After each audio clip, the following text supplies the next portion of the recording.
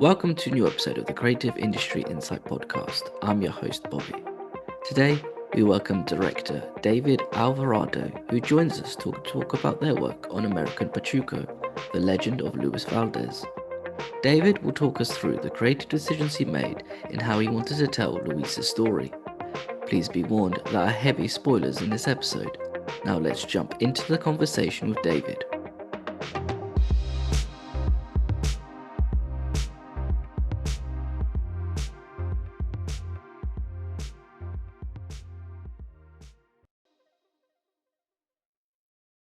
Hi, David. Thank you for joining me today. Thank you. Yeah, happy to be here.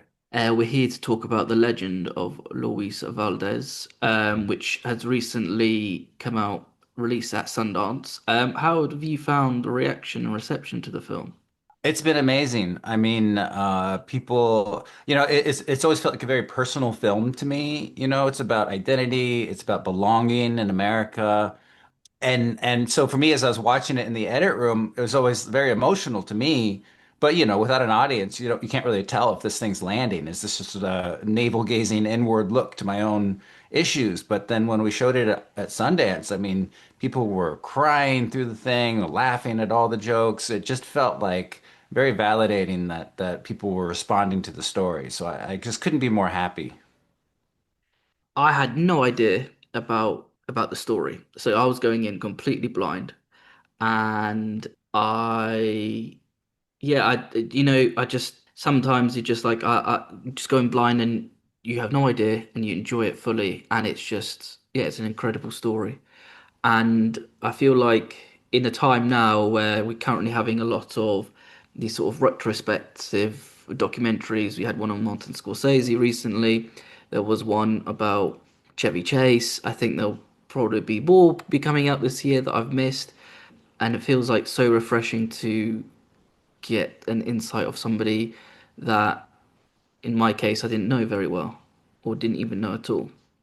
Yeah, it's like the film is a little bit of a missing piece of mainstream American history. I mean, a lot of people do know what La Bamba is, not everybody, but even more people don't know what Zoot Suit is or Luis Valdez's involvement in the grape strikes with Cesar Chavez in the mid 60s. So it's a little bit of like missing American history to a lot of people.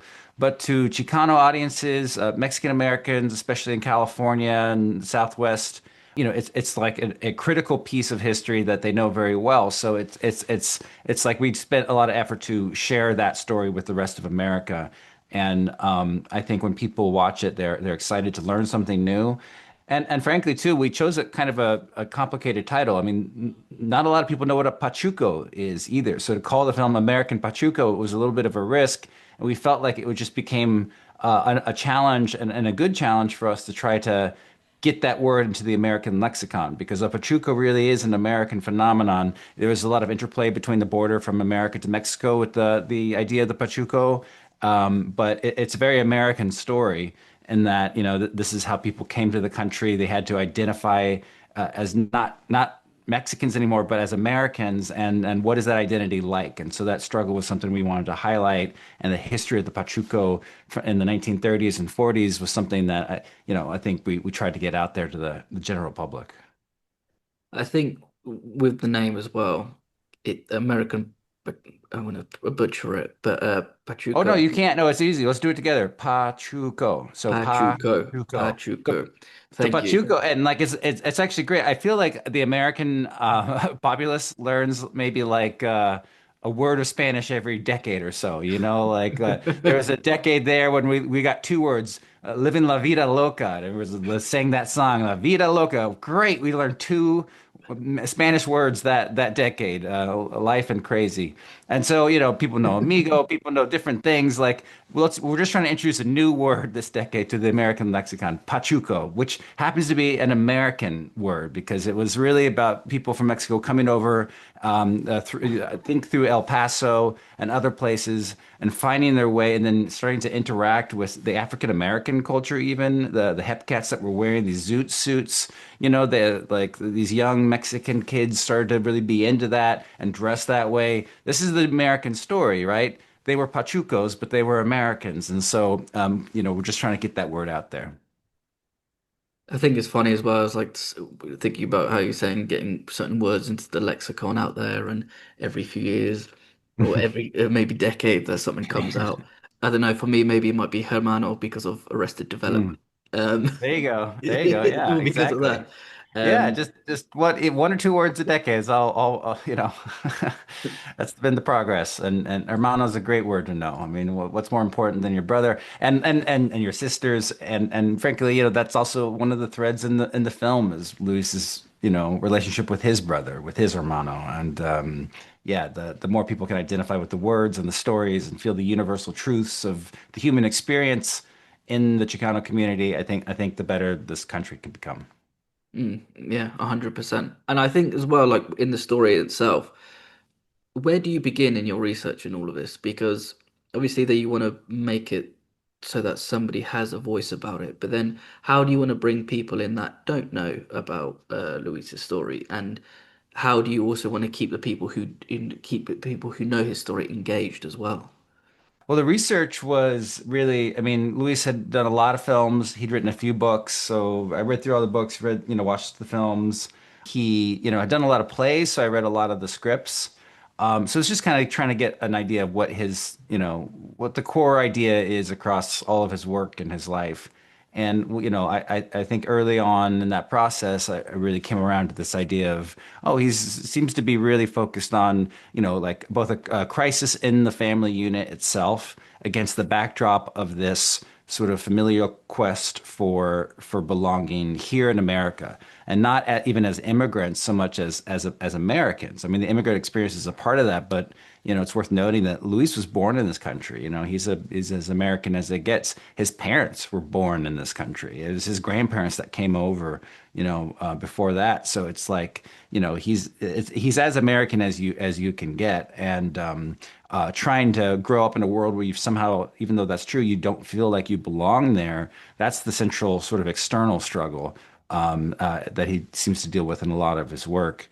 And so, yeah, I just felt like the film should focus on that, plus aspects of the of family in crisis. And so when I found the story of his older brother and him having all that conflict throughout his life, it seemed like a good thing to put in there. When you so it excuse me, when you have a story like this, because Luis is born in America, and it feels like you just sort of you get thrown in and clumped in just because of maybe your skin color, what your parents are doing. I think there's a very early scene in the film. It's quite heartbreaking. Is him doing the play and then his parents getting kicked out of the camp, Mhm. which as an adult, like it feels really sad because his parents are leaving, but then also as a kid, like the harsh realities of his life and not even being able to do the play, which is something that's for us probably now, it's so simple. Like if a kid's doing their end of year school play or nativity play, for Mhm. example, and Mhm. it felt like his big moment to shine and have fun. And because Mhm. especially that they ripped up his paper bag as well to make the mask, it's just like, Yeah, yeah.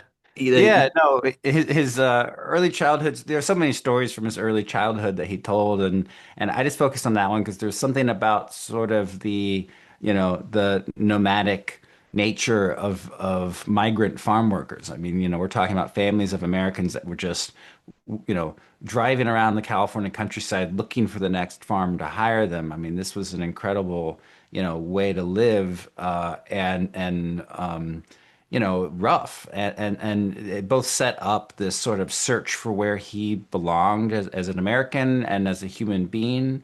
Where's my home? Where's some stability in my life?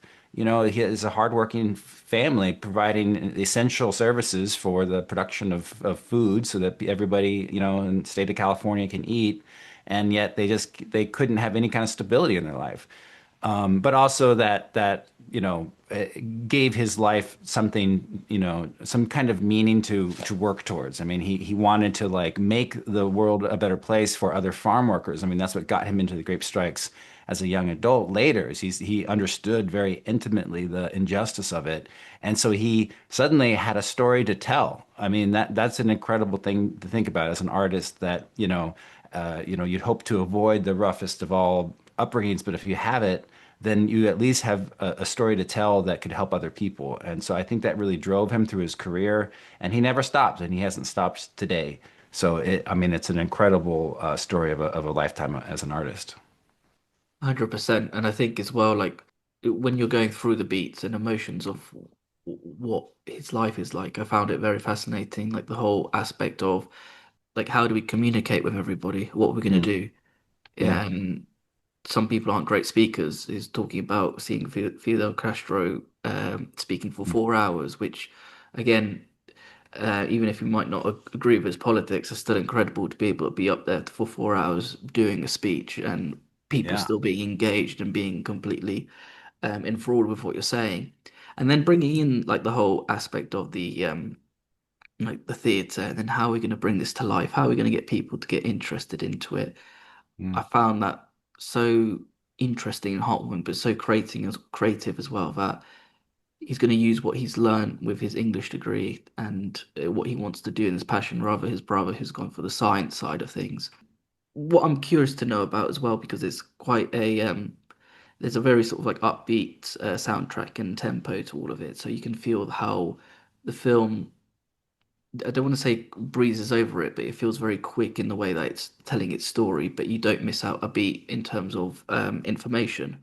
How did you go about thinking about how to pace the film and how you're going to be presenting people's stories? Well, I felt early on like, I wanted the film to be about 90 minutes. I mean, it sounds funny to pick a time like that, but, there's documentaries out there that are like 110 minutes, 120 minutes. And, like, I just, there's so much in this story that I thought was joyful. So I wanted to have a lot of joy and moments of levity in there, but also I needed the sort of the context, the background of like sort of why he's expressing things in a joyful way in a bad context. So we have to understand the bad context of how tough it is sometimes to be a minority in America. So like those are the two elements that needed to coexist and have a balance with each other throughout the course of the storytelling. But I just, you don't want to spend too much time in the bad and too much time in the joy. So it had to be brisk. I felt like, okay, if I'm going to fit all that in 90 minutes, it's got to be brisk and clear throughout. So I worked really hard with the editor, who did a fantastic job creating the flow and the brisk pace of the film. Yeah, and you can see it with the way it's told. And I do like that you don't focus too much on the good, not too much on the bad. I guess Mhm. that's also like a great way of life thinking as well, because you focus Yeah, too much on one. it's balanced. Yeah, yeah, well, that should be how we all live our lives too. To varying degrees, we're successful. Exactly. And I still think it's quite amazing seeing like the scenes from the Zoot Suit and when it's on in Broadway. Mm, The fact that so many people turned out in terms of like people like Mick Jagger mhm, and Andy Warhol was there, and then they find out that people were bringing, and then the reviews coming out, and mhm. it's not great, and Yeah. it's quite heartbreaking to hear because there's a moment where they feel like they failed, and it's like when as an audience member you just think because we already know the sort of end of the story in terms of we're here, and you can see that if you were to Google it, you could see what happens. But there's a really beautiful moment where he talks about having a dream and that he kind of basically forgives himself regarding Mm. it. When you have those emotional bits in within interviewing the subject and also other people during those times, how do you go about letting them express how they're feeling, but then also not interrupting with like a following, finding the right time, sorry, to interrupt with a follow-up question of those moments?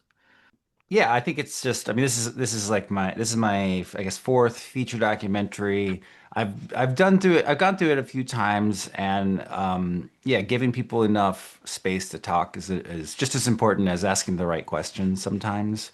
Especially when it feels like intimate. You don't want to interrupt. You want to let them sort of think through what they want to say. And Luis has so much to say. I mean, he's such an articulate person, and but also loves to articulate all the thoughts, including like if he's answering a question, he'll want to tell me a story that is related. And I learned early on to let him. I usually don't give people so much time. We try to keep actually production small and not do too many interviews and so on.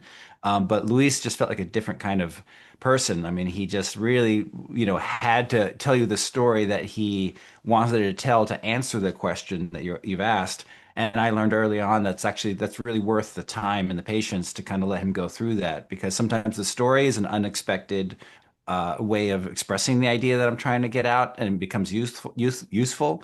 Or sometimes he needs to tell that story in order to answer the question really, really well in one sentence at the end of this long story. So, I'm glad that I sort of saw that early on and was like, okay, like he needs room. We actually ended up doing, I've never done, so I've done interviews about people. I made a film about Bill Nye the Science Guy, about Stuart Brand, the environmental technologist. I've spent, hundreds of hours with them filming and a little bit of like interviews and things like that.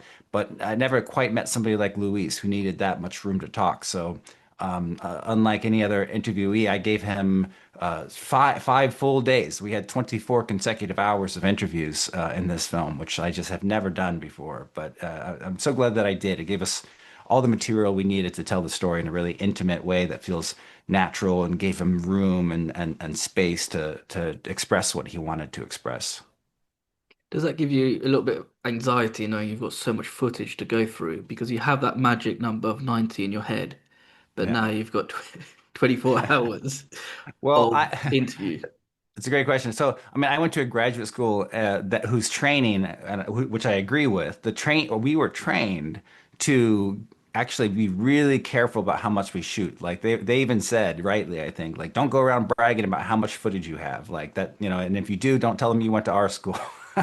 Because, they even had us shoot on celluloid. I mean, this was like, maybe this is like 15 years ago, but even 15 years ago, celluloid was extremely rare because they wanted to teach us, like, look, like you can shoot video for hours and hours and hours, but then you just got a huge problem on your hand. Why not just know more clearly what you're trying to get and just execute that plan? And so a good way to do that is, you have film reels, like say you about 12 minutes per reel. Maybe you get 5 reels. Like that's what you have to shoot for your documentary, 12 times 5. And like, so you better be sure when you're pulling that trigger and rolling the camera that like this is the shot that you need and this is the question you need to ask to tell the story that you want to get. And so that was incredible training. I've run my career on that premise and in that context is why I'm saying, oh, but with this one, I at least for the interview for Luis himself, I said, okay, well, I'm going to make an exception here because he's an exceptional orator, and I think if I give him the space, he'll tell a very, very, good version of this story. And then on top of that, there's so many tools now for if you think about how editing can be done with text now. Like if I just had a 24-hour interview that I had to memorize and like dig around manually and like highlight, I mean that would be a disaster. But thankfully, the way that films are run these days through digital mediums, like the search function alone from even 30 years ago is an incredibly valuable way to say, what was that thing he said about his brother Frank? He said it in 10 different places, and you could do a search tool function through the whole thing. That's great. I mean, that to me is a superpower in itself. But now with AI, like, I can actually feed the transcript into AI and say, tell me everything that he said about Frank in verbatim, transcript, and then just have it read it out so that I can go through each one of those things instantly, and just read everything he said about his brother Frank in like a 5-minute task, and then suddenly I'm fully aware of the content that I have. So the volume, at least of the spoken interview, has been to me dwarfed into a non-problem just because of the help of AI, not as a writing tool, but as like an assistant tool, like go get me all of this, or tell me what themes that are in the interview, that maybe he's not talking about something directly, but it matches this theme that I'm looking for. Give me a list of all those items, and just read through those items one by one. I mean, that it just even since this film started, the AI tools that have helped us do things like that have just been, phenomenal and a game changer in the last 2 years, even. So I would just want to go back to your point about when you're at film school and college. We shot on film as well, and this was about, yeah, roughly around the same time. Yeah. And I think we must have got 3 cans of film. I think maybe with Okay. 7 minutes on it. Yeah. And Okay. yeah, you're right, Was it's it like an eight insane. millimeter or something? Whoa. 16. 16. Okay. Well, Yeah, cool. it was funny. It was great. I think I was a loader on one of them, so standing in the dark trying to figure Yeah. figure out have I done this correctly. Can't turn the Yeah. light on because then we've got no film Yeah, to yeah. shoot. We But had bags, which I kind of like the bags better because you can just, you put the hood over the thing and you stick your hand into the bag and then you kind of just change it there. At least you can see what's going on around you. yeah, I think we But had it as like a preloaded thing, and I had the technician behind me, and it was quite nerve-wracking, but luckily it was all good. But when you're sort of going back as well, when you're reviewing the interview and having it let it flow, because there is you, even though you have a magic number in your head, there's still that you still want to get everything that you think is going to be important. And as you're saying, everything's got a point. The story, you kind of have to just let someone flow before you can get to where you need to be. And I think as well, I can imagine he's just so interesting to talk to because he is so captivating as well. He's like mhm, got the voice, the story, then with the stories as well. And I think you can also get lost in what he says because it's mhm. just I don't want to say poetry, but it probably could be poetry with what the stories that he was telling and the way that he kind of romanticizes it as well during that time. Even if it's a sad moment, I feel like there's always like a nice little positive spin on it. And then when Mhm. you're saying about the use of transcribing with AI to say like, oh, when he mentions Frank, put it in that sort of search function that must be so interesting in the edit process to say, oh, we've got this area here.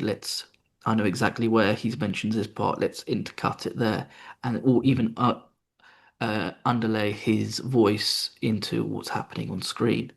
Especially like with the whole Zoot Suit era and the whole previous part of it, like the idea that came to it as well.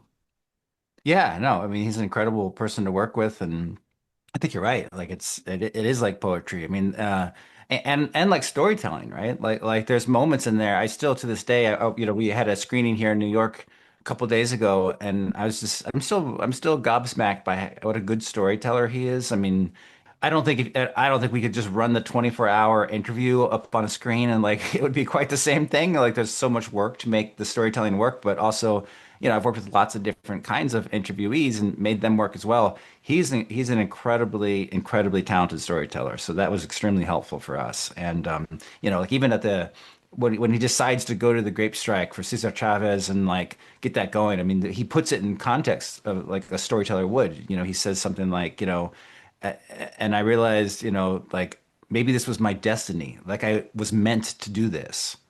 Pause.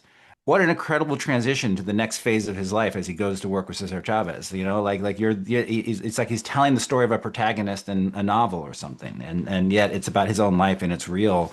And yeah, especially with his big booming voice and his excellent delivery, like high quality actor level delivery, and then the writing skills of an amazing writer being able to articulate that. It was just an incredible experience working with him. Yeah, and it feels like in his mind, he know is like he's setting up the edit for you so that Yeah. he's editing himself within the interview to say pause, Well, dramatic I wish effect. he edited himself more because again, like his 24-hour interview, they could have used some more editing in the production side, but like I said, like I was more than happy to give him that room. I mean, because it's hard to, I think we could have made a very fascinating, maybe not a visual series because I just don't have the energy to keep going that far with the visuals that because it's so expensive with the footage and so much time consuming and cost and the edits and stuff. But like I could make a 10-hour podcast out of this thing about his whole life and all the amazing things that we left on the cutting room floor, both big, medium, and small that were like fascinating to me but like brutally cut out for the pure reason of saying, well, 90 minutes is a good target for a audience forward, general audience film that people who might not know anything about Luis could enjoy. I think even if I added 10, 15 minutes to this film, it would start to feel slow to people who aren't heavily invested into Luis's life. And that's fair because like we got a lot going on, got lots of different things and people's attention spans and being short as they are these days and everything. But I just wanted it to play for general audiences. That to me that was as important as also like celebrating the Chicano audiences who I know will come out and really love this and appreciate what this film is saying as well. So I think just keeping it snappy and short and reasonable length was like something I just saw and wanted to do from early on. It's interesting though that you say that about, if you added those 10 minutes on. then it could be, I don't want to say dragging because that might not It be could the be right word, dragging. I mean, but look, there's like some things that I'm really interested in that like I felt like well, like I'm interested, but like who is that for besides me if I put that in there? And if I couldn't, answer that question honestly, then it got cut essentially. So, but so for the film about we did like a feature film about this guy named Stuart Brand who created this thing called the Whole Earth Catalog, which American hippie generation really came to admire this catalog. It's an incredible story of a technologist and environmentalist. And there's so much to say about him that my co-director and I on that project decided, well, let's just do a podcast about it. And we did an eight-part series for Audible Originals about Stewart's life and got way more into the details. And that was great. And so anybody, all the super fans out there who really want to know more about Stewart's life can listen to 8 hours of it if they so choose. And that was really cool. But maybe we'll do that for Luis. I don't know, but I think the movie was just a certain thing, and I think people like it because it's brisk and short. Personally. I think, well, I'd listen to the podcast because I'll be interested to hear more, and then also then just to like get another, get more of Lewis and the storytelling. Yeah, well, I'm into that. I think we should. I mean, I'm really serious. I think we'll explore that as an option for sure. Yeah, that'll be really interesting. But again, maybe because it was so brisk and so sort of like snappy that you don't like 90 minutes does fly. So you could be right that you're being, brutal, being like, oh, who is this for? If it's for me, nope, get it out of here. If it's Yeah. for, it could be for everybody else. I feel like that puts a lot of pressure on you though. Think, is it just for me? Because then maybe you could toy with it a bit more of different edits to different cuts, of the film by putting stuff in that you might find interesting, but then others might. But then how do you how do you decompartmentalize something like that? That it's like when you make choices like that. Well, I guess what I try to do is I try to think of the audience, right? That's fine. So sorry to talk about Stuart Brand so much, but the when I was talking to him about the movie that we were making, and he said when he writes a book, what he does is he puts up three pictures of people he knows personally, and he puts them on the wall, and then he starts writing his book. And if he ever gets lost, like what am I saying? Who am I saying this for? He can look up at those three people and be like, "Oh yeah, that's who I'm writing it for. I'm writing it for those three." So he's friends with Brian Eno, for example. So like one of the pictures was Brian Eno, and so like in one of his books. So it is called How Buildings Learn, which became a very popular book for architects and artists. It's not just about architecture, but it's about like the philosophy of like how buildings are constructed and how they change over time. They're not just their outsides or their insides or their electrical components, but like the world changes them based on their use and purpose. And so how they were originally built kind of, becomes the path for which how for with how they can change into the future for hundreds of years. Because buildings, obviously, some buildings were built hundreds of years ago and they still are in existence and in use today, just sometimes for different purposes. And so he understood his audience by putting those pictures up. So I didn't put up three pictures, but I did have a few certain people in my life in mind as I was making the edit choices because I knew and I've always felt like, you can't make a film for everybody, saying everything. I mean, that's not a film anymore. That's like, maybe a memoir or like a dark twist chamber of a twisting chamber of ideas like I think of like Infinite Jest or something and it's just like yeah infinite you could just sprawl into all these thoughts and ideas and that could be an incredible piece of art, but what I wanted to do was like artfully tell a story that can engage enough people that would want to learn this new story. So I just kind of always made decisions based on that, and for whatever reason, that was easy to compartmentalize in my own head. That's actually a good way of doing it. I might steal that idea if You I ever should, get yeah. back to you. It's. I think it's. When we made the Bill Nye film, we had some pictures up of people that we wanted to like make that film towards. It's just a helpful framing device. And if you really are making a film for everybody, I mean, I just think it gets a little diluted. there's probably a balancing act. Like, how do you make it for as broad an audience as possible while still having something important to say? Is probably the balancing act of any great artist is to kind of figure out that balance and do it in the way that they intend to do it. So it's still a skill set that I'm working on for sure, but I think I'd admire that in other writers and directors. I feel like it now, if you think about it, it's like it feels like a bit of a cheat code because it's like you could cross off those three people that you'd be writing it for, and it's like, all right, now I can concentrate on the other Yeah, 99.9%. yeah, yeah, totally. I just want to get back to also interviewing with other subjects and other uh, people who feature on the doc. I'm guessing Luis's was the first one that you did, and then everybody else followed. Did you, once you sort of had things that he was mentioning about his brother or other moments, how did you incorporate those sort of questions and his stories into your questions to other people on the documentary? Yeah, that's a more natural thing for me. I guess yes, I did start with interviewing him in 2022. I came back, I edited a 3-minute trailer with it to kind of show what the story could feel like for funders.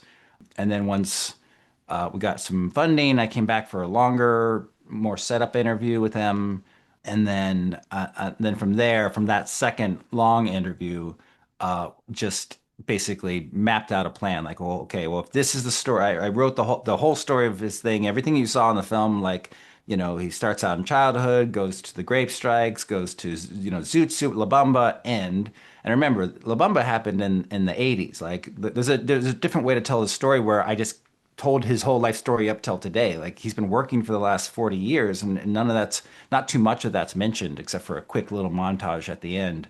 So like the shape of the story that you saw was something I had already written and it's form that pretty much as you see it now.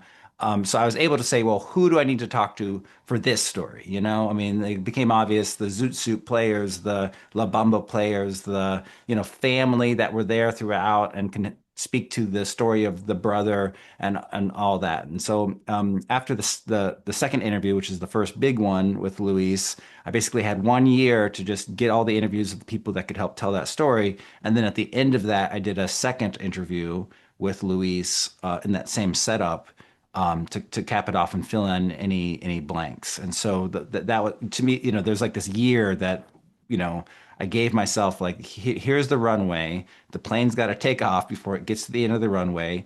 So let's do it. Let's just fill in all these markers, and that was pretty straightforward for me, and just kind of more of a spreadsheet logistical question, like who can I interview?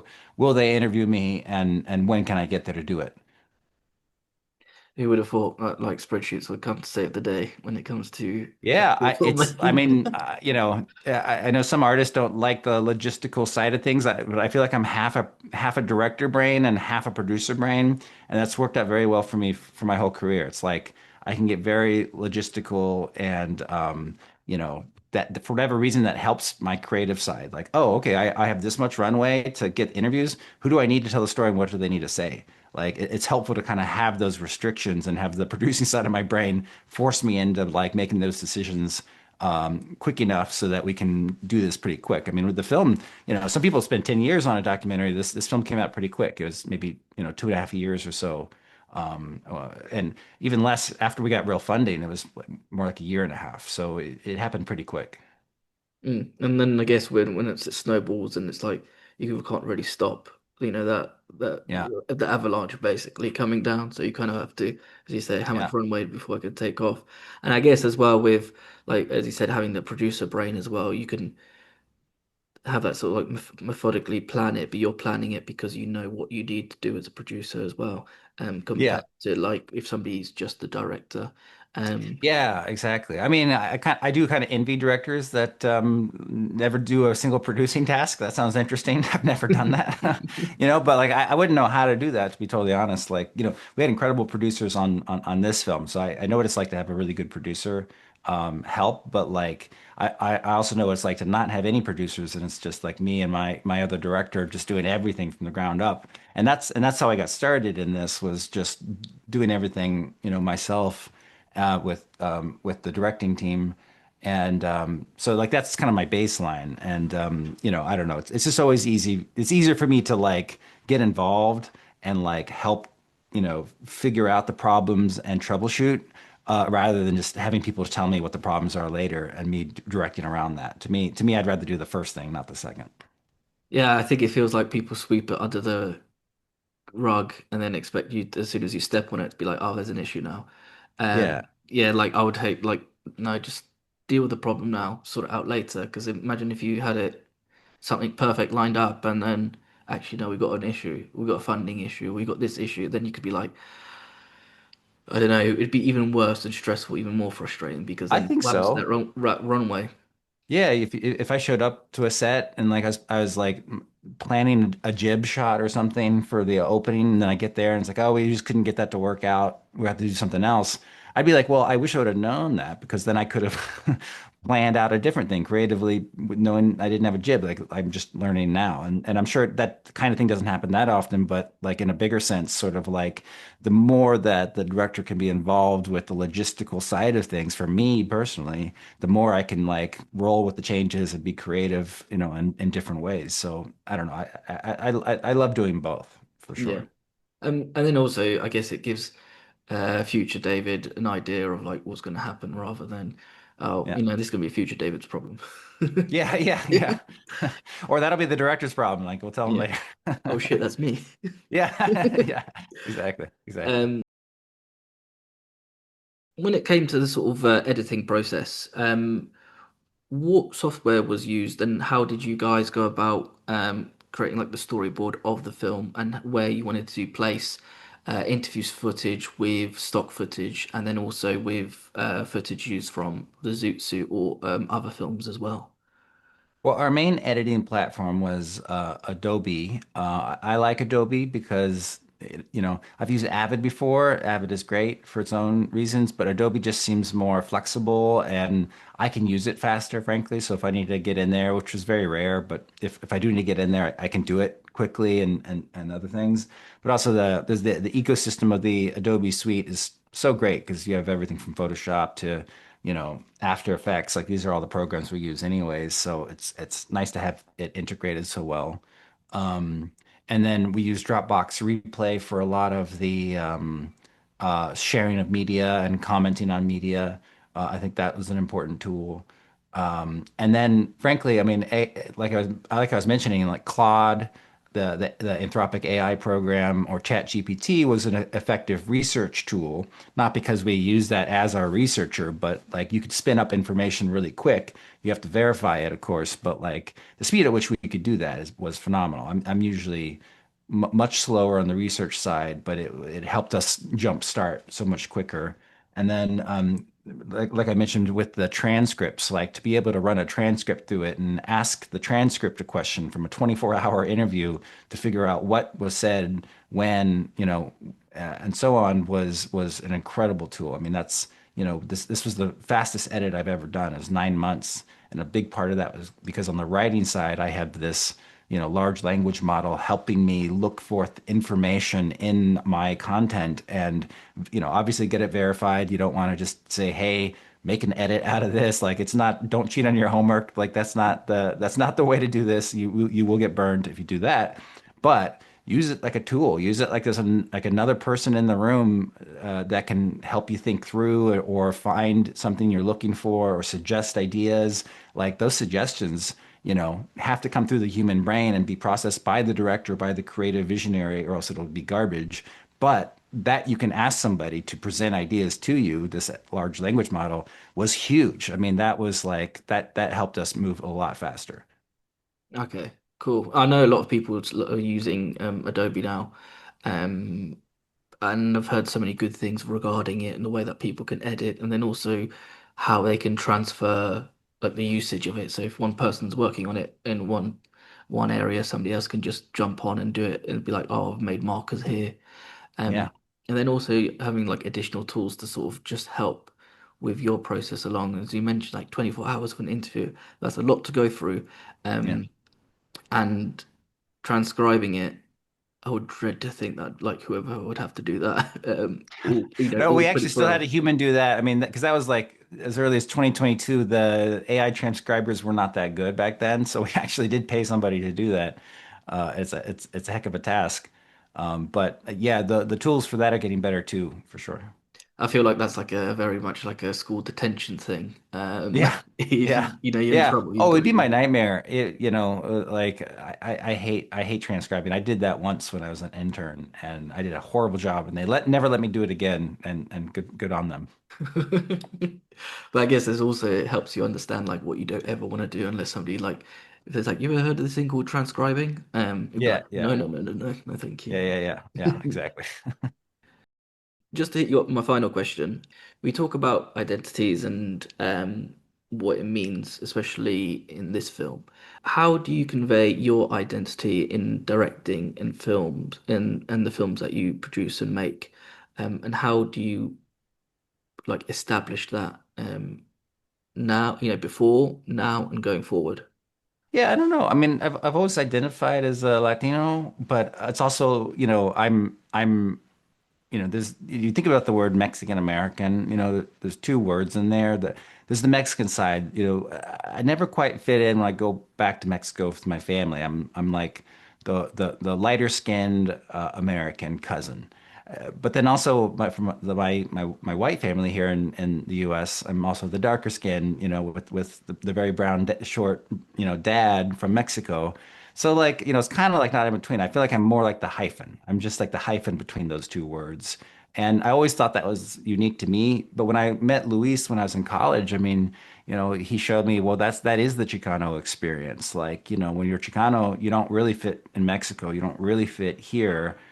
You're an amalgamation of a cultural and genetic combination of the Americas from when there were indigenous people in the American Southwest that then crashed against the Spanish colonization and then later crashed against the shores of the American expansion through the West. And like that is what a Chicano is. And so the word Chicano is so interesting because it's sort of almost as much of a political as a genetic and cultural designation. So that was something I adopted later in my life when I was, meeting Luis, in my early 20s. So I'm Latino, I'm Chicano, I'm American, I'm like everything. And so for me, that's actually what drew me to this film was like all those questions, was something that I've always, had for myself in my life and have learned so much from Luis and his expression of those ideas through his work. So for me, it was such an honor to be, one of the people who helped tell this story. Mm. And you know what, you did an incredible job, and I hope hopefully many more people will be able to see it and enjoy it as much as I have. David, thank you so much for your time today. Thank you. It's great to be here. American Pachuco, The Legend of Luis Valdez, is has recently been out in Sundance. I'm not sure when it will be out to everybody else, but hopefully soon, so everybody can go and see David and his team's amazing work. Thank you again. Thank you. You take care and bye bye now.